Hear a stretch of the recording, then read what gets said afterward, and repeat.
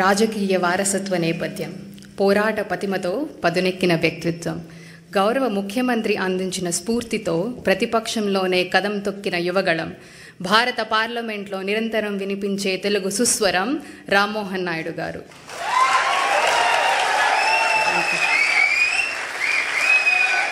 యువకత్వం, నవీనత్వం, మేధోపరత్వం కలగలిసిన జలపాతపు హోరు రామ్మోహన్ నాయుడు అనే పేరు. స్వచ్ఛమైన పరివర్తన తీరు, సహజ నాయకత్వ పటిమల మేలు కలయిక రామ్మోహన్ నాయుడు గారు. భారత పౌర విమానయాన శాఖ మంత్రులు శ్రీ రామ్మోహన్ నాయుడు గారిని తెలుగు వ్యాపారవేత్తలు, నవ యువ తెలుగు ఔత్సాహిక వ్యాపారవేత్తల కరతాళ ధ్వనుల మధ్య ప్రసంగానికి ఆహ్వానిస్తారు.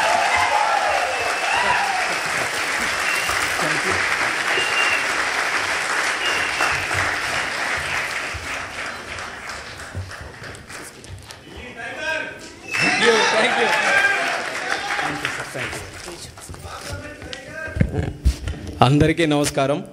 యూరోపియన్ తెలుగు డయాస్పోరా ప్రోగ్రాంకి ప్రతి ఒక్కరికి కూడా స్వాగతం. వేదికను అలంకరించిన మన అందరి అభిమాన నాయకుడు, నవ్యాంధ్రప్రదేశ్ నిర్మాత, తెలుగు వారందరికీ కూడా ప్రపంచంలో ఎక్కడ ఉన్న కేర్ ఆఫ్ అడ్రస్. రియల్ లైఫ్లో మనం అందరం సూపర్ స్టార్స్ చూసాం, కానీ రియల్ లైఫ్లో మనకు అందరికీ కూడా సూపర్ స్టార్ అయినటువంటి మనకి ఆర్కిటెక్ట్, మనకి విజనరీ, అలాగే మనకి బిల్డర్ మన ముఖ్యమంత్రి వర్యులు నారా చంద్రబాబు నాయుడు గారికి, అలాగే యువగల రథసారథి, నేటి యువతరానికి స్ఫూర్తినిస్తూ ఆయన గురించి ఎన్నో మాటలు మనం అందరం విన్నాం, రేపు భవిష్యత్తులో కూడా వింటాం. అన్నిటికంటే ఆయన తాలూకా వ్యక్తిత్వం ఒక్క మాటలో చెప్పాలనంటే, ఆయన మంగళగిరిలో ఓడిపోయిన తర్వాత ఎంతోమంది ఎన్నో సలహాలు ఇచ్చారు. మీరు ఎక్కడైనా కొంచెం సామాన్యమైన తెలుగుదేశం పార్టీకి అనుకూలంగా ఉండే కాన్స్టిట్యున్సీ తీసుకోండి ఒకే ఒక్క మాట చెప్పాడు, ఎక్కడ ఓడిపోయాను అక్కడే గెలిచి చూపిస్తారు, ఎన్నిసార్లు అయినా సరే ఇక్కడే పోటీ చేస్తున్నారు. అలాంటిది ఈరోజు పోటీ చేసి రాష్ట్రంలోనే అత్యధికమైనటువంటి మెజారిటీతో ఈరోజు గెలుపు సాధించినటువంటి మన యువ నాయకుడు నారా లోకేష్ గారు, అలాగే మంత్రివర్యులు, మరొక డైనమిక్ మినిస్టర్, మన అందరికీ కూడా ఎంతో స్ఫూర్తినిచ్చే విధంగా ఇండస్ట్రీస్ని, ఇన్వెస్ట్మెంట్స్ని ఈరోజు ముందుకు నడిపిస్తున్నటువంటి టీజీ భరత్ గారు, ఈ కార్యక్రమంలో పార్టిసిపేట్ చేస్తున్నటువంటి ఎన్ఆర్ఐ తెలుగు కమ్యూనిటీ ప్రతి ఒక్కరికి, కేవలం స్విట్జర్లాండ్ జ్యూరికే కాకుండా యూరోప్ నలుమూలల నుంచి కూడా మన అభిమాన నాయకుడు ఇక్కడికి వస్తున్నారనంటే మనం స్వాగతం పలకాలి, ఆయనకి కలవాలని నలుమూలల నుంచి వచ్చేసినటువంటి ప్రతి ఒక్కరికి మరొక్కసారి మనస్ఫూర్తిగా నా హృదయపూర్వకమైనటువంటి నమస్కారాలు తెలియజేసుకుంటున్నాను. మీకు చంద్రబాబు నాయుడు గారిని చూసిన తర్వాత మీ అందరికీ ఎంత ఆనందంగా ఉందో, నాకు ప్రత్యేకంగా మిమ్మల్ని అందరినీ చూసిన తర్వాత మరింత ఆనందం కలుగుతుంది. తెలుగువారు ఇంతమంది ఇక్కడ అందరూ కూడా ఉన్నారా, అంత సామాన్యమైనటువంటి విషయం కాదు. మన సొంత రాష్ట్రాన్ని వదిలేసి మనకి ఎన్నో కష్టాలను ఎదుర్కొని, కుటుంబాన్ని దూరం పెట్టుకొని అక్కడికి వెళ్ళిన తర్వాత భాష తెలియకపోయినా, వాతావరణం పడకపోయినా, మరి ఎన్నో కష్టాలు అనుభవించి ఈరోజు మీకంటూ ఒక ప్రత్యేకమైనటువంటి స్థానం, ఒక గౌరవం, ఒక భవిష్యత్తు సంపాదించుకున్నారనంటే నిజంగా మీ అందరి ఆ యొక్క కెపాసిటీకి, కేపబిలిటీ, కమిట్మెంట్ కూడా మరొకసారి ఈ వేదిక ద్వారా మన తెలుగు కమ్యూనిటీ అందరూ కూడా ఇది సాధించుకొని ఇక్కడ ఉంటున్నటువంటి ప్రతి ఒక్కరికి నా తాలూకా అభినందనలు మిమ్మల్ని అందరినీ కూడా చూసి తెలియజేసుకుంటున్నాను. మరి ఈరోజు తెలుగువారి గురించి చెప్పాలనంటే మన ఎవరికంటే తక్కువ కాదు. ఆవకాయ అయినా, ఐటీ అయినా, గోదావరి అయినా, గ్లోబలైజేషన్ అయినా, అలాగే గోంగూర అయినా, ఆంటర్ప్రినర్ అయినా తెలుగువారు సాధించలేనిది ఏది కూడా లేదు. అదే చంద్రబాబు నాయుడు గారు కూడా ఎప్పుడు కూడా మాట్లాడుతూ ఉంటారు. అది నిరూపించారు కూడా. ప్రపంచంలో ఎక్కడికి వెళ్ళినా సరే తెలుగువారు, భారతీయులు ఎలాగో కనబడతారో ఆ భారతీయుల్లో ఖచ్చితంగా తెలుగువారు ఉంటారు. ఎందుకనంటే వాళ్ళందరికీ కూడా కలుపుకొని వెళ్ళేటటువంటి తత్వం ఉంది, కష్టపడే తత్వం ఉంది, లాయల్టీ ఒకటి ఉంటుంది, అలాగే ఇన్నోవేటివ్నెస్, ఆంటర్ప్రినోరియల్ స్కిల్స్ అన్నీ కూడా ఉంటాయి. కాబట్టి ఎక్కడ ఏ ఛాలెంజ్ వచ్చినా సరే ఆ ఛాలెంజ్ని వెతుక్కుంటూ అది ఒక అవకాశంగా మార్చుకొని ముందుకు వచ్చేటటువంటిది మన తెలుగు కమ్యూనిటీ.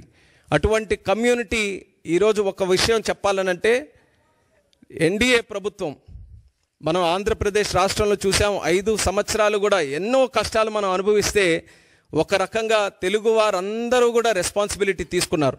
మనం కానీ ఈరోజు రియాక్ట్ అవ్వకపోతే రేపు నష్టపోయేది ఏదో ఒక తెలుగుదేశం పార్టీనో లేకపోతే ఒక రాజకీయ నాయకులో, కొంతమంది వ్యక్తులో కాదు, యావత్ తెలుగు జాతి అందరం కూడా నష్టపోతామని ఆ రెస్పాన్సిబిలిటీ అందరూ కూడా తీసుకొని ఈరోజు ఒక పెద్ద మెజారిటీతో ఎప్పుడు ఊహించలేనటువంటి మెజారిటీతో సుమారు 93% స్ట్రైక్ రేట్తో ఒక రాష్ట్ర ప్రభుత్వం వచ్చిందనంటే అది ఫస్ట్ ఆఫ్ ఇట్స్ కైండ్ మన ఆంధ్రప్రదేశ్ రాష్ట్రంలో వచ్చింది. దానికి కారణం మీరందరూ కూడా ఆంధ్రప్రదేశ్ రాష్ట్రంలో ఉండి ఆ రోజు ఓటు వేసినటువంటి వాళ్ళు ఎంత రెస్పాన్సిబిలిటీ ఫీల్ అయ్యి ఆ రోజు కార్యక్రమంలో పాల్గొన్నారో ఎన్ఆర్ఐస్గా ఉన్నటువంటి వ్యక్తులు కూడా చూసాం. ఎన్నో మల్టిపుల్ ప్లాట్ఫామ్స్లో వాళ్ళు ప్రత్యేకంగా రాష్ట్రం వచ్చినప్పుడు కానీ సోషల్ మీడియా ద్వారా కానీ ఫోన్ల ద్వారా కానీ లేకపోతే వాళ్ళ కంట్రీలో ఉన్నప్పుడు వాళ్ళు అనేక కార్యక్రమాలు చేసి కానీ వాళ్ళందరూ కూడా రెస్పాన్సిబిలిటీ ఫీల్ అయ్యి మీరందరూ కూడా అందులో పార్టిసిపేటివ్గా ఆ ఎలక్షన్స్లో పాల్గొన్నారు. కాబట్టే హిస్టారిక్ మెజారిటీ మన రాష్ట్రంలో చూసాం. ఆ మెజారిటీ ఎలాంటిదంటే కేవలం రాష్ట్రంలోనే హిస్టారిక్ కాదు, దేశంలో కూడా ఒక పలంగా మళ్ళీ ఎన్డీఏ ప్రభుత్వం ఈరోజు ఏర్పడిందనంటే అది తెలుగు వారి పవర్తోనే అనేది మనం అందరం గుర్తుపెట్టుకోవాలి. అలాంటి ఎక్స్ట్రాడినరీ విక్టరీ మీరందరూ కూడా కల్పించారు. అది ఎందుకు చెప్తున్నానంటే మళ్ళీ మనం ఆ రోజులు గుర్తుపెట్టుకోవాలి.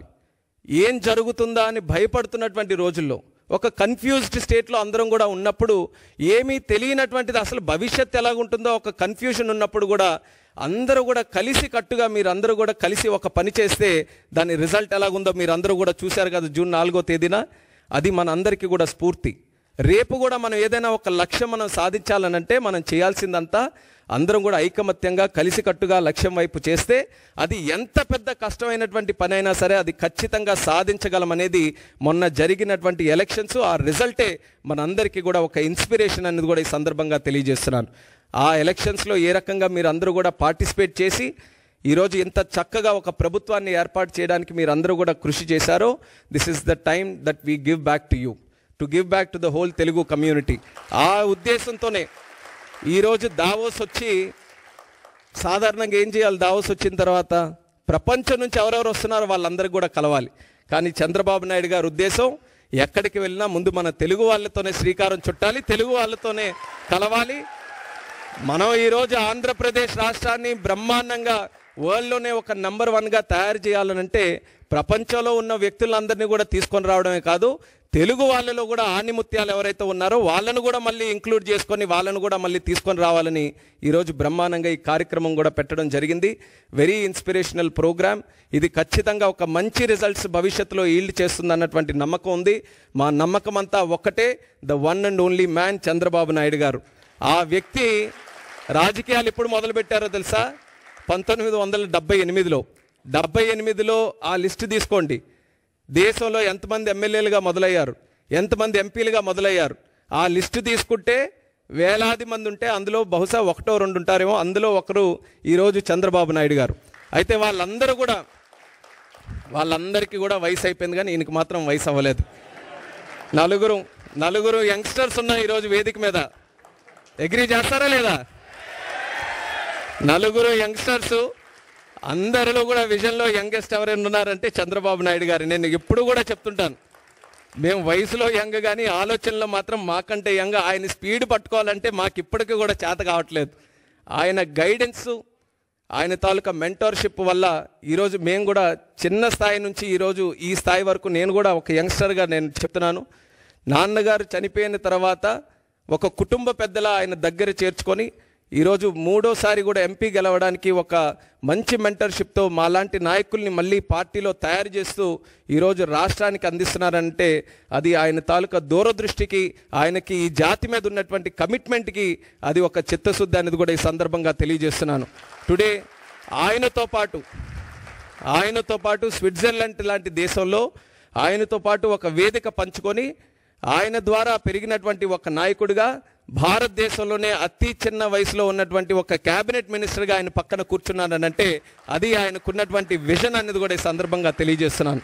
ఆ విజన్ ఈరోజు నేను ఏ రకంగా అయితే ఆయన నమ్మి ఆయన తాలూకు ఆలోచనలకు అనుగుణంగా ముందుకు నడిచానో మీ అందరికీ కూడా అదే తెలియజేసుకుంటున్నాను. ఆయన ఆలోచనలు కానీ మీరు స్వీకరించి ఆయన ఏ మాటలైతే మన కోసం చెప్తున్నారో అవి అంగీకరిస్తూ దాని వైపు మనం అడుగులు వేస్తే మీరు కూడా ఎక్స్ట్రాడినరీ రిజల్ట్స్ మీరు అందరూ కూడా మీ తాలూకా ప్రొఫెషన్లో మీ జీవితంలో ఖచ్చితంగా సాధిస్తారు.